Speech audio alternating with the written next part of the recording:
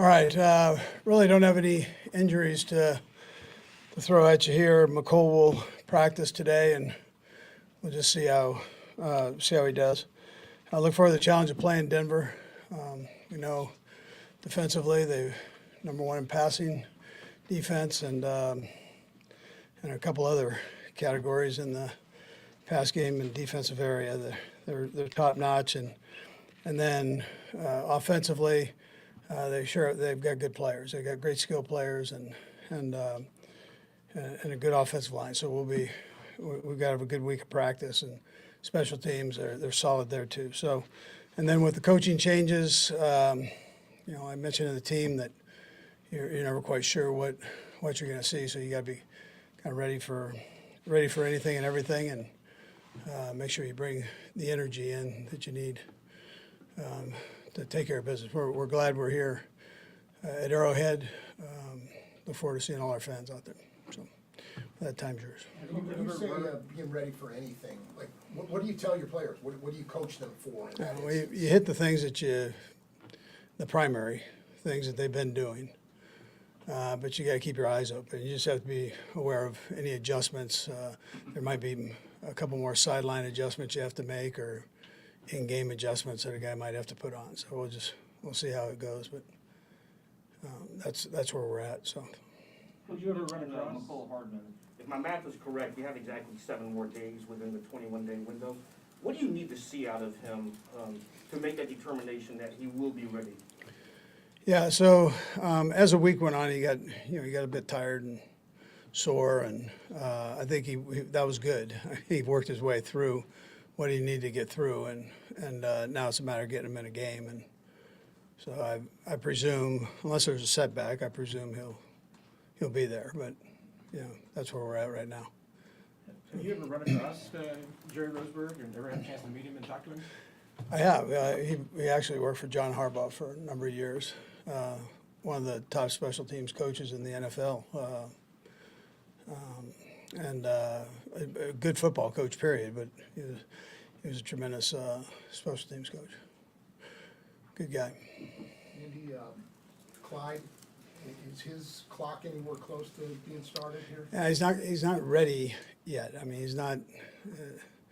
He's close, but not ready. The high ankle sprains, those are tough deals, man, on running back. So he's working through everything, and he's busting his tail. It's just not quite there yet. What are realistic options that maybe have Clyde available for the postseason, and maybe even Jody Fortson included in that group? I mean, there's a chance. There's a chance that happens. Time will tell. See how things go here. Right now, neither one, are ready to go. So.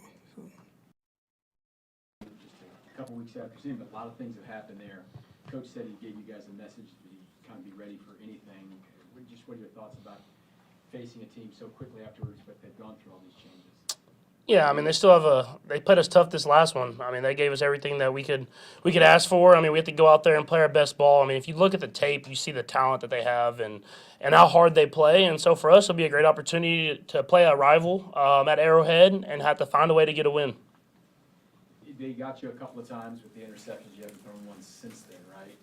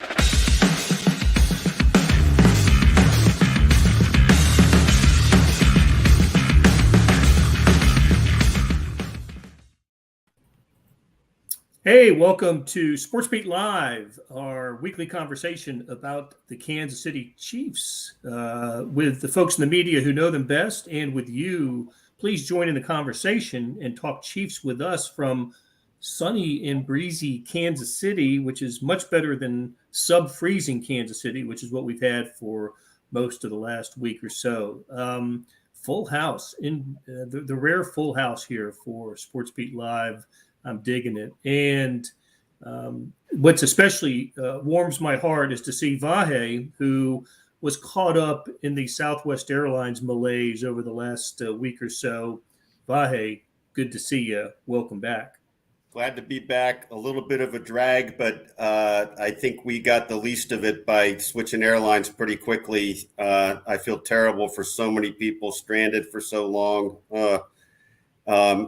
And of course, now we all have to look at how we do our future planning a little bit. Yeah. You remember our old friend Therese Paler and I would, and you and others would play, Hate Your Airport. And I think we need to amend that a little bit to, Rip Your Airline. That was that whole sequence, that whole segment was where we rip your airport, and we don't need to go into how Atlanta, Phoenix, and all those places are so terrible. But we got a new one coming here. This is the start of a new day in every way. No doubt about it. We were Kansas City not doing a great job keeping up with the final months of its airport, but hopefully we get the new one, nice and shiny new one in March, and people will we'll forget about these last few months of KCI. But anyway, hey, we got a lot to talk about with the Chiefs. Herbie's got to bounce early, so I'm going to put it right to him. Herbie, K-State, Alabama, Saturday morning, 11 a.m. What's going to happen? E-Mall, baby. Yeah, I've been wearing purple since yesterday. This game can go either way, but I think K-State's going to win it simply because I believe. Right? I believe. What do you Ted And Lasso? unlike KU, when the game is on the line, I'm going to use the old Coach Jimmy McGinty line from the Replacements. Winners want the ball in their hand, so he's not going to take the ball out of his playmakers' hands. Well, I'm really looking forward to it. This is, first time meeting between K-State and Alabama. How much fun is this going to be? 11 a.m. on Saturday in the Sugar Bowl. So much fun. And listen, I know I keep saying it. Got a lot of Chiefs to talk about, but what a great week this has been for area college sports. Sam and I were at the Missouri-Kentucky basketball game last night. Never a contest. Missouri just blew out the Wildcats. And I know Jesse Newell was a very interested observer of the Liberty Bowl last night between KU and Arkansas. You don't see games like that too often, do you, Jesse? No, I was thinking back as the game was going on. I was like, if KU wins this in like 5 overtimes, it might be one of the games of the year. But then I did forget that this year also gave us the Bills-Chiefs AFC Championship game, that's fine, the AFC Championship game, the divisional round game with the Do-It-Kels. So there's been some good games there, the World Cup final. So maybe there would have been some competition for an ESPY, but pretty good first world problems for KU football to have to, not win a bowl game in overtime or triple overtime. So that seems like that program is in the right spot or heading the right direction. Yeah, I don't know what was more amazing, the comeback that Kansas made, or just the awful turnovers and the stuff that got them down 35-13 in the second half. But anyway, all right, look, like I said, Herbie's got to go. So let's get the update, Herbie, on Mecole Hardman. Is this the week we finally see Mecole Hardman on the field? Well, if you believe Andy Reid, it's certainly trending that way. Yesterday or Wednesday, Andy Reid said, barring a setback, and I'm paraphrasing here, his expectation is that Mecole Hardman will make his return from injured reserve in time for Sunday's game against the Denver Broncos. Hardman's 21-day window expires next week. So this is actually like their last week to actually look at him in practice and make that determination if he's ready to go. He dealt with an abdominal issue. He's lost weight. Andy Reid over the last 2 weeks has said he's put the weight back on. And so they're encouraged by his progress.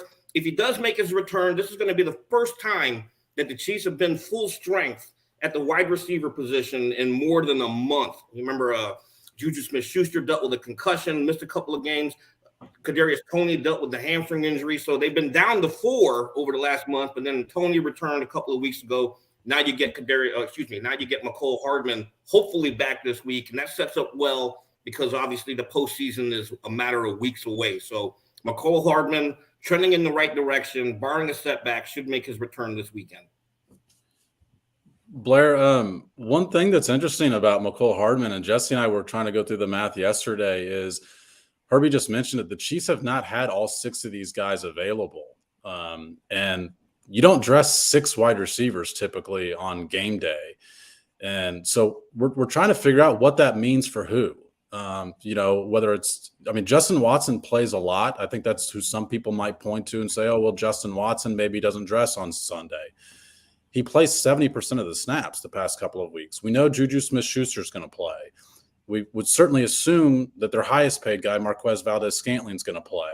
McCole Hardman's healthy. You'd like to see him in action before the playoffs start.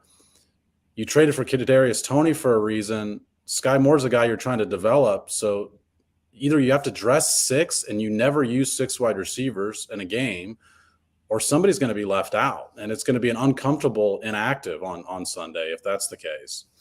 Real quick correction, Sam. I went back and double checked myself. I'm glad I did for the story. But the Chiefs had one game with all 6 of those guys. It was the Tennessee Titans. It was Kadarius Toney's first week. So I think he had like 9 snaps. So again, this is a different equation than it was. You're right, Jesse. Was that the game that Fortson maybe was hurt? So they had an extra spot for. I think that was exactly it. Yeah. So there is going to be an uncomfortable roster situation here. But yeah, there was one game where they did dress all 6 of those guys. But again, I think Kadarius Toney's role at that point was, hey, he's going to get in 5 snaps, 10 snaps, that sort of thing. So very limited.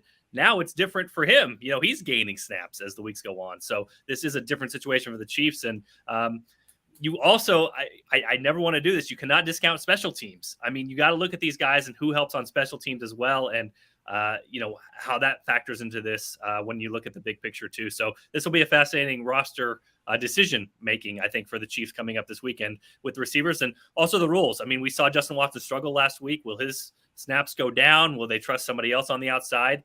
Sky Moore played pretty well last week, but got his least amount of snaps since week 3. So how does this all shuffle out? McCole Hardman, by the way, the lowest week he's had in terms of snap percentage has been 40%. So you're taking a guy again, putting him back in the rotation who gets a big chunk of time. So we'll see how this plays out for the Chiefs. I think Vahe's been saying that Justin Watson should be benched for a while now. Haven't you, Vahe?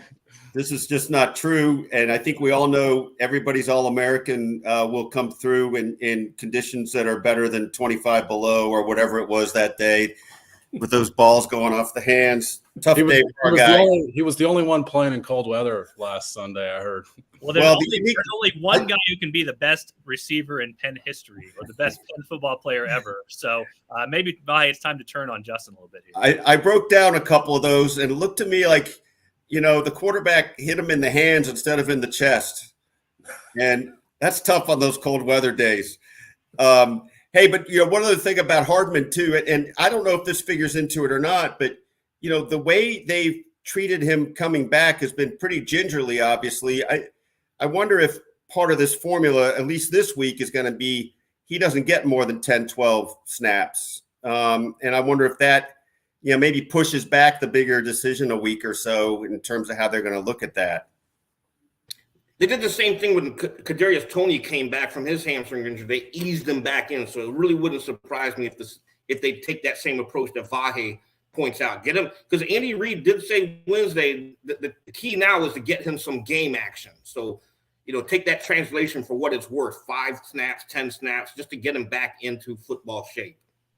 Just a real quick note, MVS had his lowest total snap count percentage in a long time. He was in there for 40% of the snaps last week. So we talk about a lot of mouths to feed. Even something like that is a little bit different based on what the Chiefs have had in the past. So, we'll see how Andy Reid. Again, I always talk about Chiefs' first world problems. How can you have a better first world problem than your whole team is healthy at the perfect time of the year? The Bills are banged up. You go down the line, the Bengals are banged up. All these teams, the 49ers can't keep a quarterback. The Eagles quarterback's hurt. And here are the Chiefs. Everybody practiced yesterday in full participants. So it's a pretty nice problem to have. Look, that's a great point. And obviously you can't count on that. And the very specific part of the field we're talking about right now is the one that lends itself to imagination, diversification, and all the other elements that we thought they would flourish in this year. And even without that, they've basically been the top offense in the NFL. So I think that bodes pretty well for what that aspect of the game will look like in the weeks to come. Well, I think Jesse saying that almost assures 12 Chiefs get injured over the next 2 weeks, and they go into the playoffs. There are no jinxes, no jinxes, no jinxes. As Mike tells us, he reminds us, there's Clyde Edwards-Helaire who is injured and not playing, but it's almost an afterthought, isn't it, with him and the way the Chiefs are running the ball these days? Yeah, I'd be surprised if we saw Clyde Edwards-Helaire certainly in the regular season, and even the question there mentions the playoffs too. I don't know that if Clyde Edwards-Helaire is healthy that he's necessarily dressing. I mean, we're talking about how the wide receiver room shakes out. You certainly don't dress for running backs on game day, and Isaiah Pacheco and Jerick McKinnon are solidified in their roles. The Chiefs' running game has not looked better since they moved Pacheco to a starter, and I think McKinnon's workload is going to increase in the playoffs. There's some signs of that based on when the Chiefs get in tight situations in the fourth quarter that you see a lot of Jerick McKinnon. I just don't see room for Clyde Edwards-Helaire, and he's also dealing with a high ankle sprain, which is a tough injury. And I thought Andy Reid, who typically doesn't elaborate on injuries, elaborating on the fact that Clyde Edwards-Helaire is dealing with a difficult injury is a little bit of a signal, if not an excuse, that he's not going to be available potentially again this year. And look, I just to chime in on that point, I mean, this thing is really kind of percolating right now the way you'd want it to. And I don't know why you'd gunk it up with something that's been a little haphazard. Maybe there's room for some snaps and rehabilitative moments to get him going, but I don't think that's prime time. And I like Sam would question whether that makes a lot of sense in the playoffs when every snap is magnified. The only thing I will say about that, guys, is that Ronald Jones, my boy, is still dressing on game days. And so if you're talking about a role for him, you guys just spoke to it very eloquently, which is the Chiefs have a great 1-2 punch. They like what they get out of their running back room right now. Is Clyde Edwards-Helaire an improvement over Ronald Jones? I mean, the answer is probably yes. So if he does make it back, if he does get through the injury, if all things break right, you probably activate him instead of Ronald. And so there's his role. But I think you all spoke to it. This is probably just not going to – I don't think he's playing again this year. And I think Andy Reid basically said that yesterday without saying it. And I think the question now becomes next year, which even becomes a question as well. Yeah, to me, the question is he played his last game in a Chiefs uniform? That's entirely possible. Totally agree, Blair. I mean, the way this thing is trending, it would not surprise me if we've seen the last of Edwards-Helaire. But again, I mean, that's conjecture, but it's also probably educated conjecture based on the trend we've seen the back half of this season.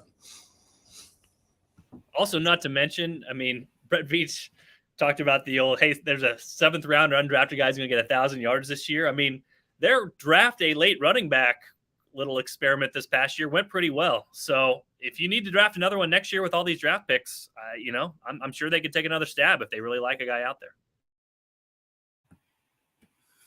Okay, often when the Chiefs are not playing the Bills or the Bengals, we don't usually talk about matchups. We kind of frame it in terms of, are the Chiefs healthy?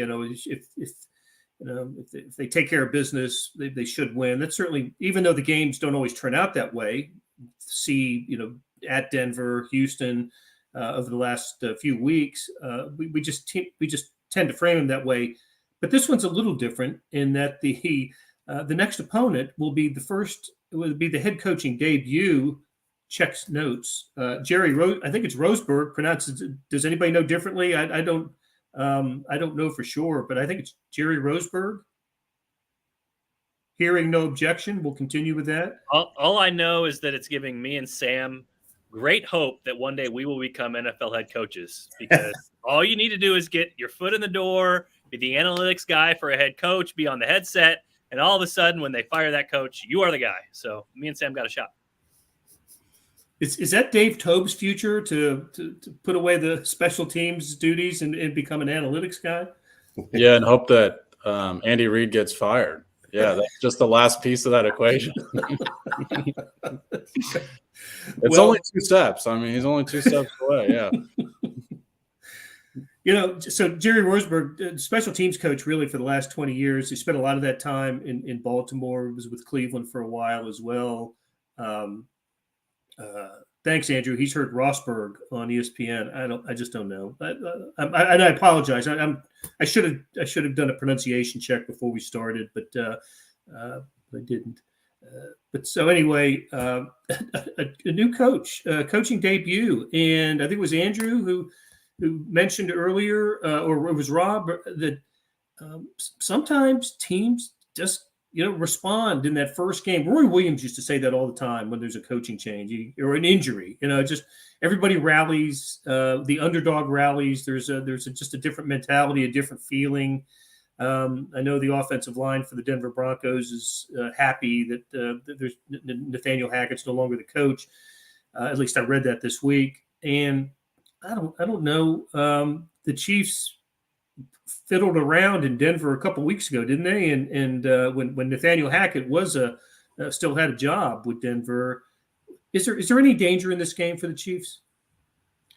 I think, let's put it this way. As Patrick Mahomes said at the end of that Denver game, I asked him if it's just human nature to sag a little bit when you get up big, and he said shouldn't be, but he didn't say it isn't.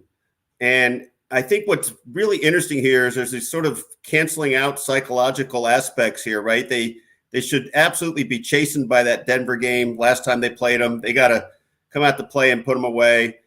Then, well, now they got an interim coach. They can't be that. They weren't, we were 27-0 ahead of them anyway, and that was the real result of that game till we just sagged. So I think it's kind of a funny psychological stew going into this game. I mean, I think the Chiefs are obviously the better team by leaps and bounds.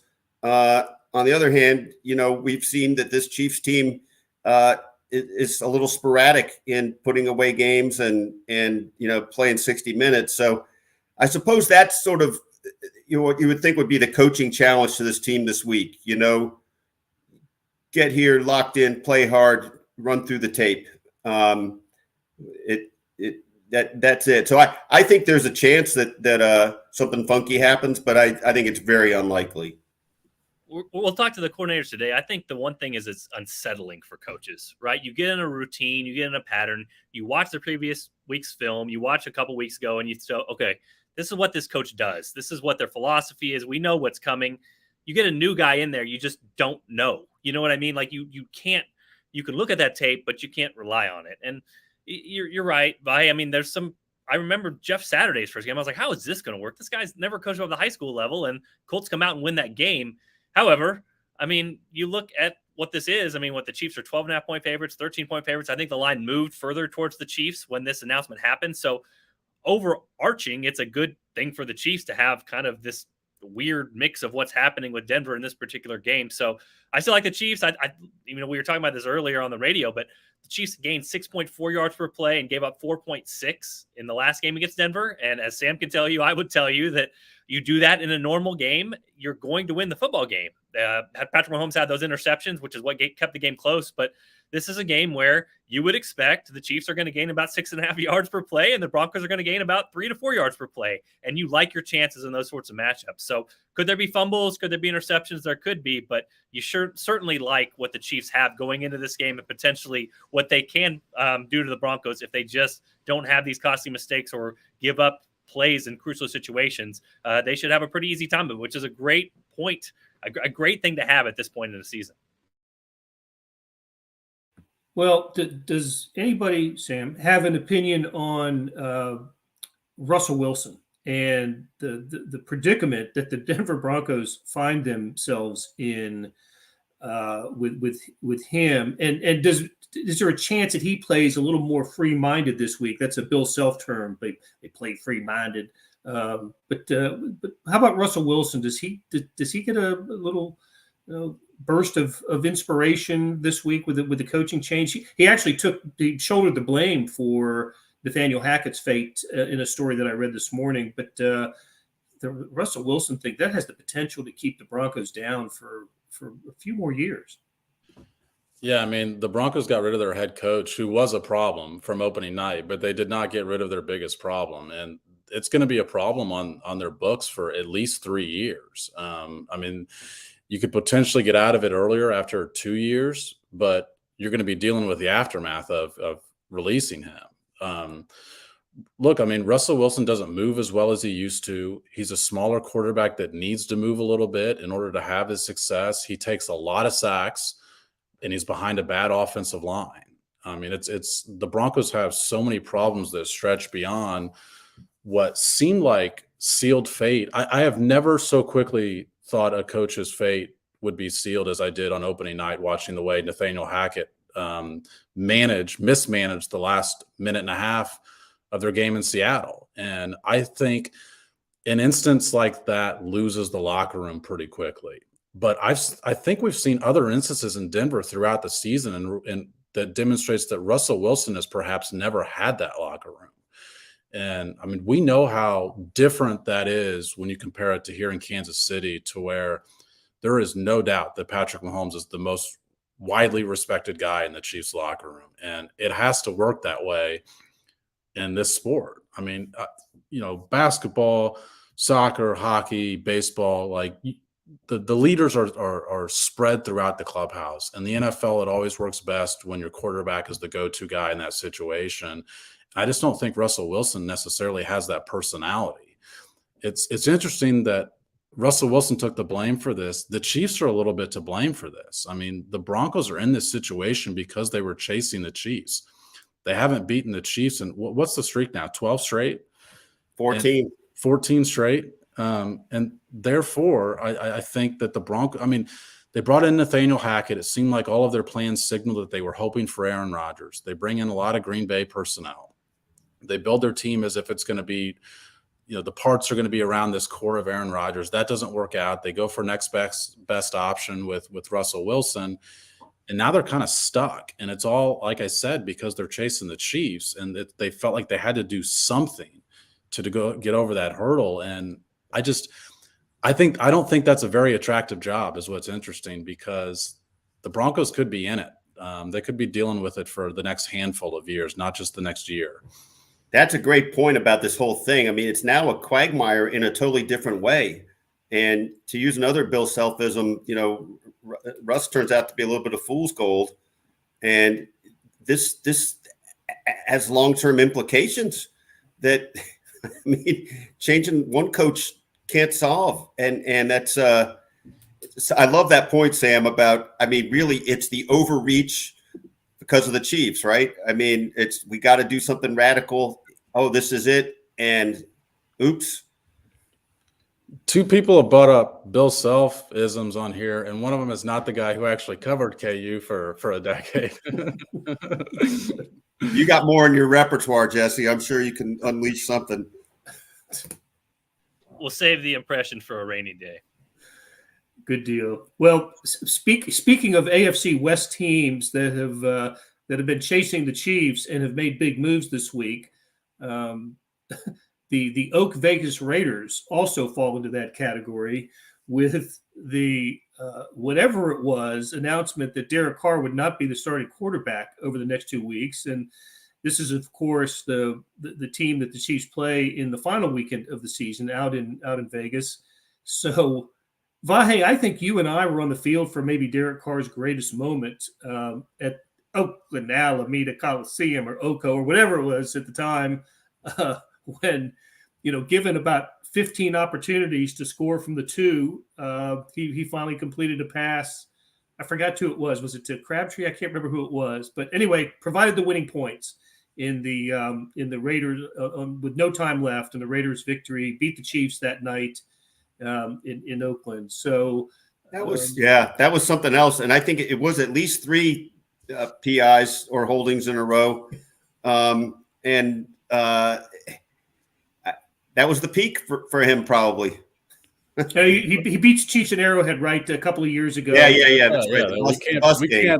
we can't forget the victory lap game. Yeah. The victory lap bus and the bus game. But yeah, and Still looking for that bus driver. If you're out there, if you're watching, please call in.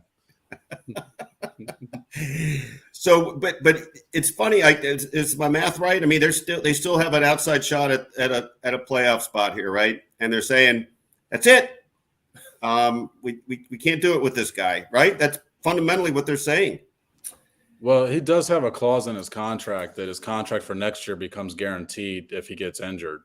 So it seems like they're guarding against that possibility, and it's a lot of a signal for their future without Derek Carr. But it's incredibly bizarre. He's not even going to be there, not even on their roster. And again, another situation I think is a little bit doomed from the start with their head coaching hire. I mean, we saw Josh McDaniel kind of run Jay Cutler out of town in Denver. We saw him take a Colts job and then go back to New England instead after accepting a job. I don't know why they thought that situation was going to work out any better than it has. Well, Andrew's making the point for me. Sam, you talked about this with the locker room. That's tough. Like, if you have a chance and you're a human and you're out there competing, putting your body on the line, it's 0.6% chance according to 538. But until that's 0.0, you quitting on your team is something that's going to be pretty tough. So, I mean, when you're talking about, hey, now you got a guy like Devontae Adams who comes to play with his buddy, and now, okay, you're benching him for the last 2 games. I mean, I just made this point on A10 Radio. It's almost funny at this point. Like, Denver fires its coach, hires the interim analytics guy, quarterback disaster, salary cap hell. Las Vegas benching their quarterback to make sure that they don't have to keep him next year. Not sure about their coach, basically giving up on the season. Chiefs last week, topic du jour of the week. Can the holder get the laces forward for the kicks? I mean, can you talk about like a great time to be potentially a Chiefs fan in this world where you're looking at your conference rivals and they can't literally do anything right and have handicapped themselves for the future? And the main topic around these parts is like that holder's got to make sure those laces are the right way. It's probably a pretty good time to be in Kansas City. So the Jared Stidham era begins in Oak Vegas. So, all right, you guys, got some Chiefs to cover, got some assistant coaches to talk to today. It is always a great conversation with Sam McDowell, Jesse Newell, Herbie Teope, and Vahe Gregorian, and our producer, George Howard IV, who patiently sits through Chiefs conversation while he's flipping through Tennessee Titans information online to see how his team is doing. So hats off to you, George. All right, guys, we'll talk again after the game on Sunday, noon, another noon game against the Denver Broncos. So we'll come to you about 2 hours after the game. Join us then. Until then, take care.